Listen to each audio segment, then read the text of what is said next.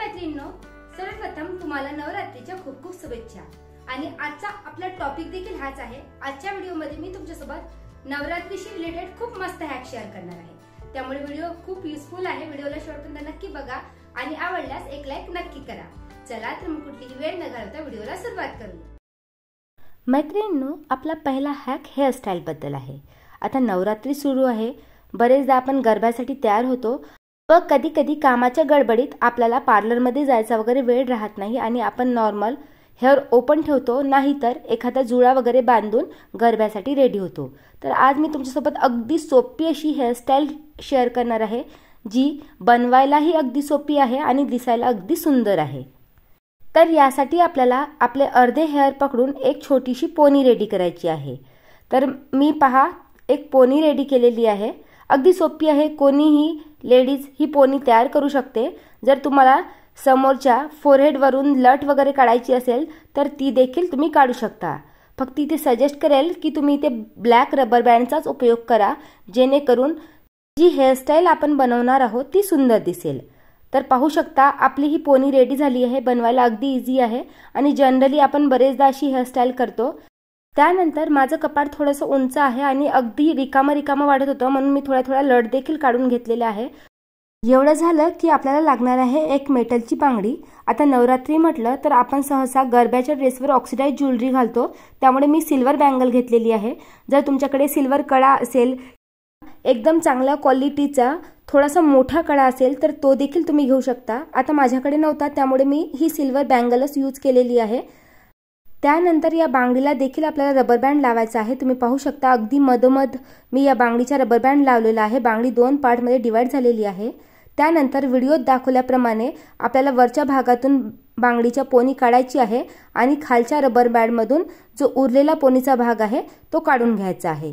त्यामुळे जी बांगडी आहे ती केसामध्ये व्यवस्थित फसल्या जाईल आणि तुम्ही पाहू शकता ही मस्त आपली एक हेअरस्टाईल रेडी झालेली आहे। आपण इथे बांगडीचा उपयोग ॲज अ हेअरपिन म्हणून केलेला आहे। तुम्हाला मी पूर्ण झाल्यावर दाखवते, दिसायला अगदी सुंदर दिसते। याला जर आणखी डेकोरेट तुम्हाला करायचं असेल तर ते देखील तुम्ही करू शकता। बरेच जणांकडे जे घुंगरू असणारे कडे असतात ते देखील असतात, तर त्याचा उपयोग जर तुम्ही केला तर आणखी हेअरस्टाईल दिसायला छान दिसेल।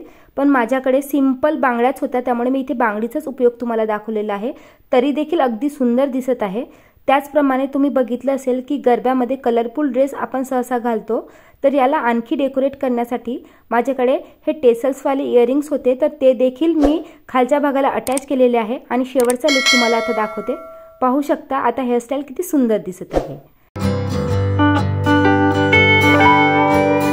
मैत्रिणींनो, जर तुम्ही गुजराती गरबा लुक बघितला असेल तर सहसा तुम्ही बघितलं असेल त्यांच्या डोळ्याच्या साईडला किंवा टिकलीच्या खाली या व्यतिरिक्त त्यांच्या चीनवर डॉट्स दिलेले असतात आणि ते डॉट एकदम सर्कल आकारामध्ये लागलेले असतात।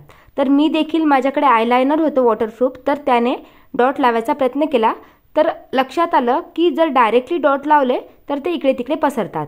ते डॉट एकदम बारीक असतात आणि एकदम व्यवस्थित लागलेले असतात। तर यासाठी तुम्ही हा हॅक ट्राय करू शकता। जर तुमच्याकडे यूपिन असेल तर त्याला थोडंसं लिक्विड आयलायनर अप्लाय करा आणि त्यानंतर तुम्ही हे डॉट लावून बघा, अगदी दिसायला सुंदर दिसेल आणि तुमचा गरबा लुक देखील कंप्लीट होईल। विदाऊट या डॉटनी तुमचा गरबा लुक कंप्लीट होणार नाही।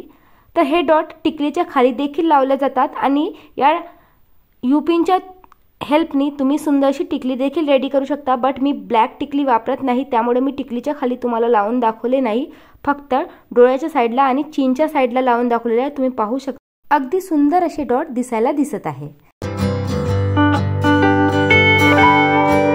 बरेचदा आपण गरब्यासाठी रेडी होतो आणि आपल्या प्रत्येकाकडेच गरब्याशी रिलेटेड सगळी ज्वेलरी उपलब्ध असेल असे नाही। तर आज काय झालं की माझ्याकडे सहसा इयरिंग्स वगैरे आहे, गळ्यातलं देखील आहे, बट माझ्याकडे बिंदी नव्हती। तर यावेळेस तुम्ही हा हॅक ट्राय करू शकता। आपल्या प्रत्येक लेडीजकडे ऑक्सिडाइज ज्वेलरी तर असतेच, त्याचे इयरिंग्स देखील असतात। तर जर तुमच्याकडे लटकनवाले इयरिंग्स असेल ना तर इझिली तुम्ही 1 मिनिटाच्या त्यापासून बिंदी रेडी करू शकता। आणि ही बिंदी अशी असते की कितीही जरी तुम्ही नासाल तरी देखील खाली पडणार नाही। नेक्स्ट हॅक हा आपल्या बांगड्यांबद्दल आहे।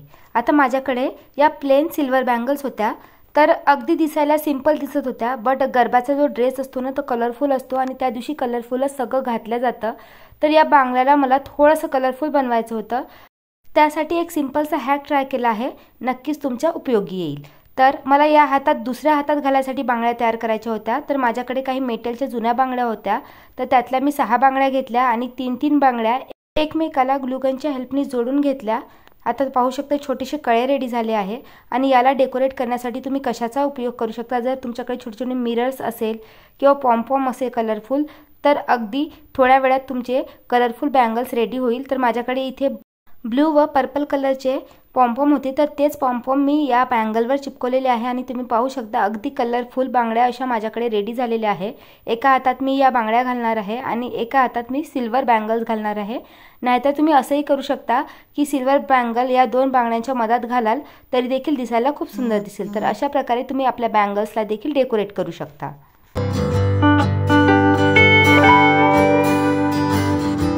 यानंतरचा सर्वात इम्पॉर्टंट हॅक.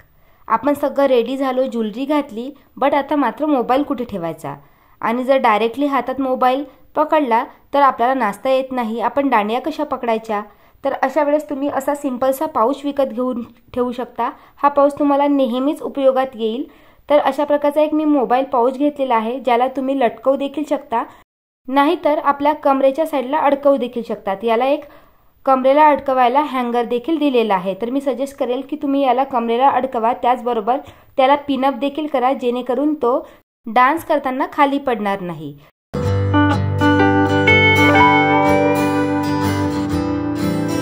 आता आपण गरब्यासाठी रेडी होत आहोत. तर अशी एक एथनिक जुती तर आपल्याकडे हवीच.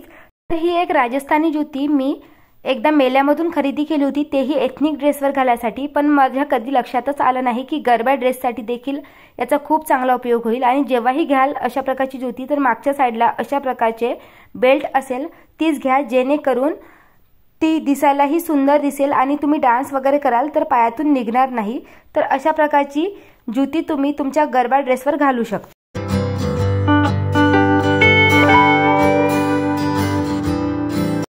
आणि गरब्याला जायचं म्हटलं तर सर्वात मोठा प्रश्न असतो ड्रेस.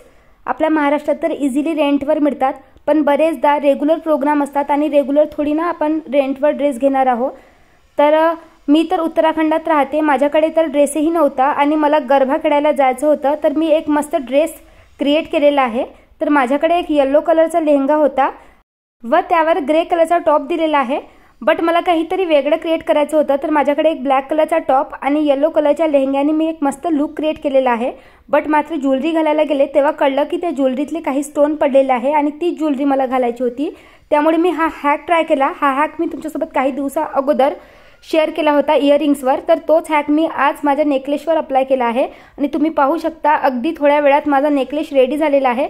अगदी वाटत देखील नाही आहे की त्यातले स्टोन पडलेले आहे आणि माझ्या लेहंग्यावर देखील मॅच झालेला आहे. आणि तुम्ही पाहू शकता हा माझा मस्त असा गरबा लुक क्रिएट केलेला आहे. अगदी झिरो खर्चात लुकही झाला आणि दिसायलाही अगदी छान दिसत आहे.